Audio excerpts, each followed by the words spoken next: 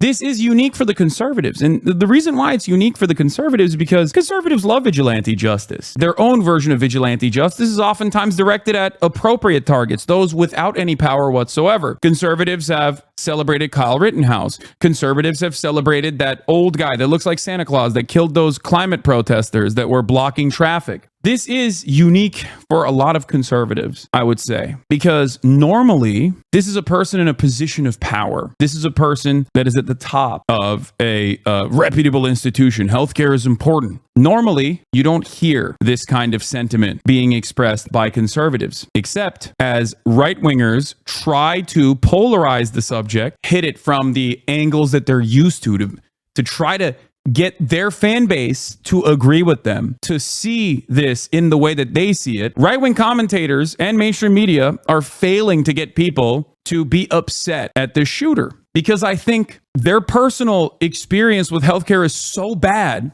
that they are aware of the inconsistency with what a wealthy political commentator like Ben Shapiro is saying and how they personally feel. I work in a factory in a deep red state. My coworkers all voted for Trump and wears merch. They were laughing at this incident. It's not just the left. Ben, you're a millionaire. You're on a true blue-collar conservative. You're a rich guy that tries to appeal to working-class Republicans. You don't understand what poor people go through. Why do you pick on the left? This is bipartisan. You're out of touch.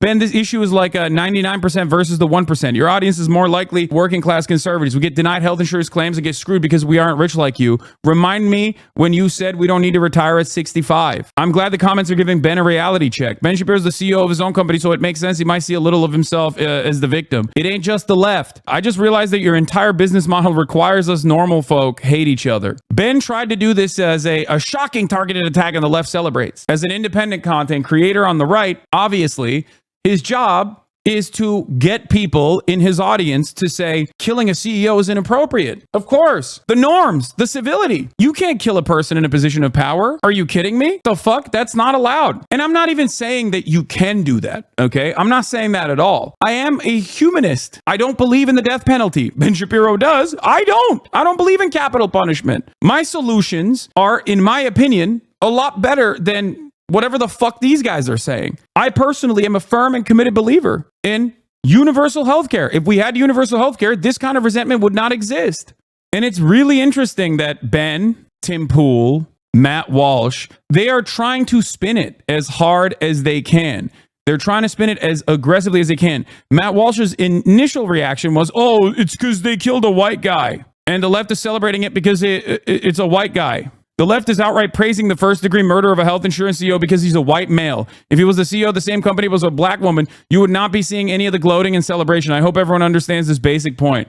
Most people were like, no. So Matt Walsh immediately went in, right? Like they were trying to find a way to still criticize the person that shot the CEO, but like do it in a way where they could rally their own base. But their own base was like, no, we like this. We like this a lot. And all this does is make them look like they are out of touch charlatans that are directly trying to make divisive commentary on this matter. I think a lot of people realize that there is no right-wing identitarian politics in a moment like this because it's such a clear-cut example of right and wrong. I would say that healthcare is one of the most important issues in this country, one of the most glaringly obvious historic wrongs in this country that continues. And that is precisely the reason why even on fucking LinkedIn, you got other CEOs being like, yo, you suck, dog.